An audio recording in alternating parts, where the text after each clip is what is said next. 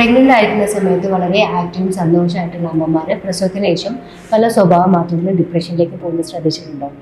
World വൈഡിൽ തന്നെ 70% ആയിട്ടുള്ള അമ്മമാരും ഇങ്ങനത്തെ മൂഡ് സ്വിങ്സിലൂടെ കടന്നുപോയവരാണ്.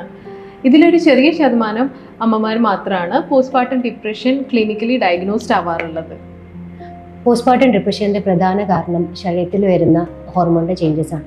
പ്രസവത്തിന് ശേഷം ഡ്രാസ്റ്റിക്കായ ചേഞ്ചസ് ആണ് ഹോർമോൺസിൽ വരുന്നത്. അതാണ് ഇതിൻ്റെ വലിയൊരു റീസൺ. ഇതൊരു പരിധിവരെ നമുക്ക് തന്നെ കണ്ടുപിടിക്കാവുന്നതാണ്.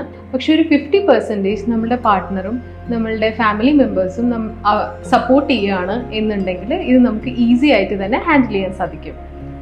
ആയുഷ് കെയറിൽ നമ്മൾ പ്രീ പാർട്ടം ആയിട്ടും പോസ്റ്റ് പാർട്ടം ആയിട്ടും കൗൺസിലിങ്ങും മെഡിക്കൽ ഹെൽപ്പും നൽകുന്നുണ്ട്.